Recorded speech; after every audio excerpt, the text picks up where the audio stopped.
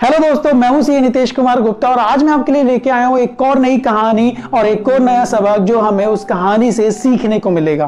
तो चलिए शुरुआत करते हैं। महाभारत के युद्ध में जब अर्जुन ने जयद्रथ को मार गिराया तब पूरी कौरव सेना में शोक का माहौल छा गया। हर कोई कौरव आग बबूला हो रहा था। कौरवों ने यह निश्चय कर लिया था कि कल हम कैसे भी अर्जुन को मार गिराएंगे और इसके लिए दुर्योधन कर्ण के पास गया और कर्ण से कहा कि कर्ण, कल तुम अर्जुन पे वैजयंती शस्त्र चलाना। वैजयंती शस्त्र एक ऐसा शस्त्र है जिसका कोई तोड़ नहीं था और अगर वो किसी के भी लगेगा तो उसकी मौत निश्चित थी। कर्ण मान गया कि ठीक है, कल मैं वैजयंती शस्त्र अर्जुन पे चला दूंगा।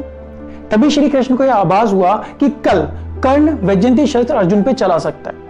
तभी श्री कृष्ण ने भीम के पुत्र घटोत्कच को बुलाया और घटोत्कच से कहा कि घटोत्कच, कल तुम एक काम करना, कल जैसे ही युद्ध शुरू हो वैसे ही तुम कौरव सेना को मारना शुरू कर देना। घटोत्कच ने कहा ठीक है। अगले दिन जैसे युद्ध शुरू हुआ घटोत्कच टूट पड़ा कौरव सेना पे और उसने मारकाट मचाना शुरू कर दिया। पूरी कौरव सेना में हाहाकार मच गया। कौरव सेना उस घटोत्कच के आगे टिक नहीं पा रही थी क्योंकि घटोत्कच एक राक्षसी स्वभाव का इंसान था। उसे कोई फर्क नहीं पड़ता था कि सामने कौन आ रहा है, उसे तो बस मारने से मतलब था क्योंकि वो बहुत ही विशाल का इंसान था। दुर्योधन भाग के कर्ण के पास गया और उसने कहा कि कर्ण, तुम घटोत्कच पे वैजयंती शस्त्र चलाओ। कर्ण ने कहा कि वैजयंती शस्त्र मैं घटोत्कच पे कैसे चला सकता हूं, वो तो मैंने अर्जुन के लिए रखा है और अगर मैं उसे घटोत्कच पे चला दूंगा तो मैं अर्जुन को कैसे मारूंगा।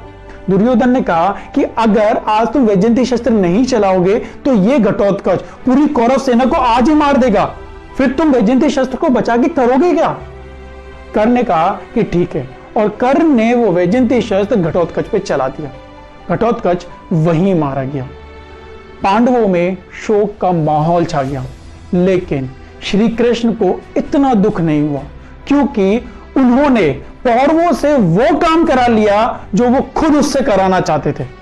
अब हमें इस कहानी से क्या सीखने को मिलता है दोस्तों? आपने कहावत सुनी होगी कि कभी कभी कुछ पाने के लिए कुछ खोना पड़ता है।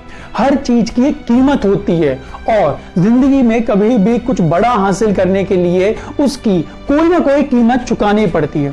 कभी कभी आपको अपनों से दूर जाना पड़ता है तो कभी कभी आपको अपनी सबसे प्यारी चीजों को अपने आप से दूर करना पड़ता है। कभी कभी आपको अपने कुछ शौक छोड़ने पड़ते हैं तो कभी कभी मुश्किलें सहन करके भी कुछ काम करने पड़ते हैं। अब सोचिए कि उस युद्ध में इंपॉर्टेंट तो अर्जुन भी था और इंपॉर्टेंट तो घटोत्कच भी था, लेकिन अर्जुन ज्यादा इंपॉर्टेंट था, इसलिए उसका जिंदा रहना जरूरी था। क्योंकि अगर अगले दिन कर्ण वैजयंती शस्त्र अर्जुन पे चला देता तो अर्जुन वहीं मर जाता और महाभारत का युद्ध वहीं खत्म हो जाता और पांडव हार जाते।